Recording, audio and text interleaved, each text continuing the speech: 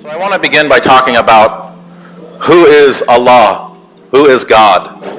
So this is obviously a major topic, but once in a while, we turn on the television and we hear somebody say something like, Muslims, they worship Allah, and Allah is the moon god, right? Very, very common type of polemic. There's a panel there and they say, well, what do you mean by that? We'll say, it's very simple. Muslims, they use a lunar calendar, right? Of course, Jews use a lunar calendar. They practice intercalation. They have a leap month every 3 or 4 years, but it's still a lunar calendar. So this type of thing. So instead of, kind of listening to these caricatures, Muslim theologians actually have a working definition of Allah. Obviously, there's no way to define Allah. There's no way to define God. God is infinite, and language and articulation is finite. So it's impossible to be adequate in our description or definition of God. But for the sake of saying something, I'm going to have to say something, right? So they say that Allah is alamun ala that, a proper name denoting the essence. Al-wajibul wujud, the one who has necessary existence, the necessary existent.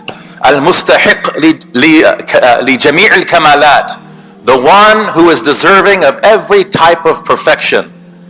Al-mutanazzih an jami' al-naqa'is, and the one who is free or transcendent of every type of deficiency or weakness, right? So this is who Allah subhanahu wa ta'ala is, and we say subhanahu wa ta'ala, meaning transcendent and exalted is He. It's really interesting because there's been a paradigm shift. In the first 3 centuries of the Christian era, there was a lot of propaganda spread about the Jews. There was a Christian bishop named Marcion, a Christian scholar, who said things like, the Jews, they worship a different God, they worship a lesser God. The God of the Old Testament is a different God. He called him the demiurge or Yaldabaoth. And Marcionism, it was very popular. In Rome it was very popular.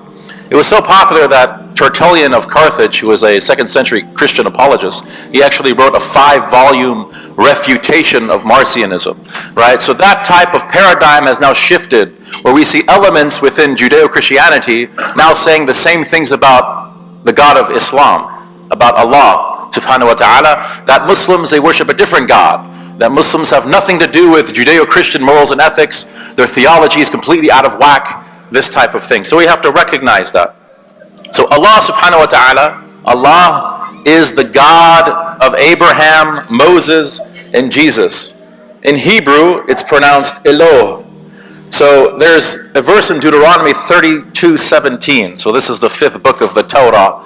It's called the Devarim in Hebrew, in which it says, Yizbachu l'shaydim lo Eloh, that describing pagans, that they sacrifice to shayateen, to demons, and not to Allah or Eloh.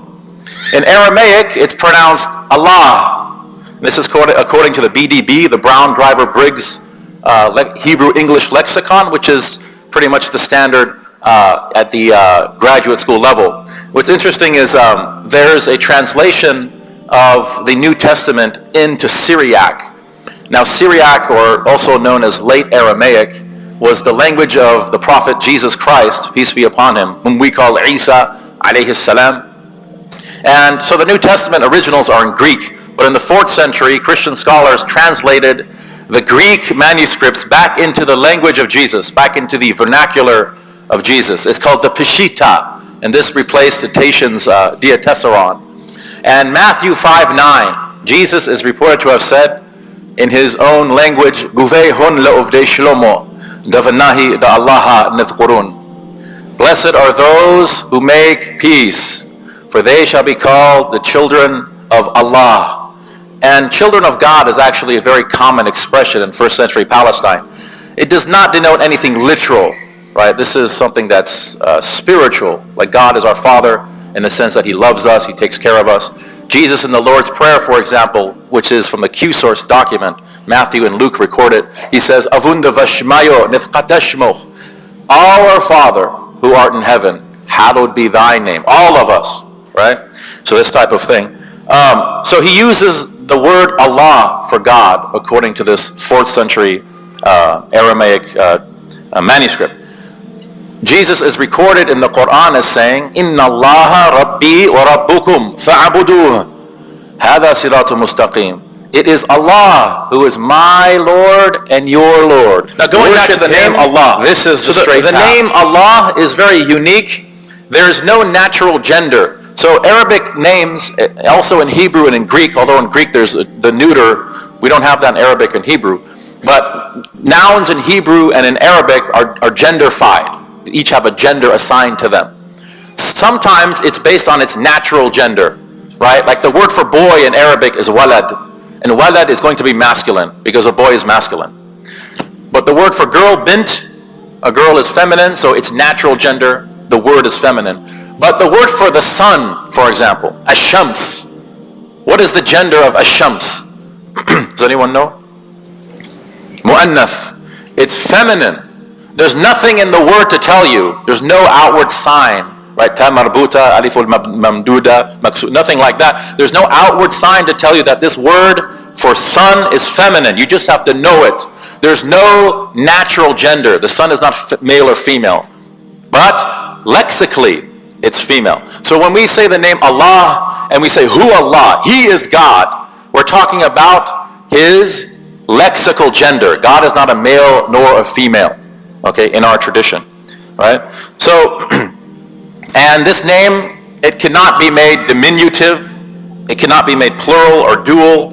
As soon as you say the name, your tongue will prostrate. You say Allah, Allah, your tongue prostrates. I see some people practicing right now. Even your tongue will prostrate. It's made up of 4 Arabic letters.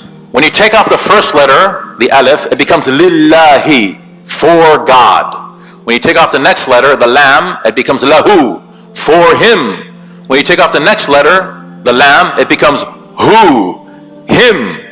Right? It's a very interesting word. So in Hebrew, the form Eloh is usually pluralized. Like in the Tanakh, the Hebrew Bible, you read Adonai Eloheinu, or Elohim.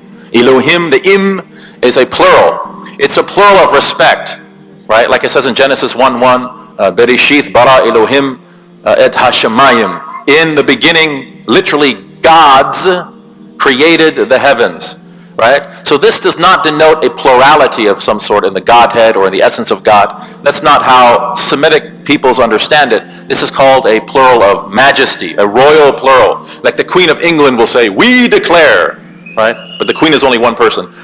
However, in the Quran, the word Allah cannot be made plural. It's very unique. But there are pronouns in the Quran referring to Allah that are plural. وَنَحْنُ أَقْرَبُ إِلَيْهِ مِنْ حَبِلِ الْوَرِيدِ. We are closer to man, in the generic sense, than his, again in the generic sense, jugular vein. We are very close to the human being, right? We. But God is an absolute unity according to our tradition. So this is called the royal plural.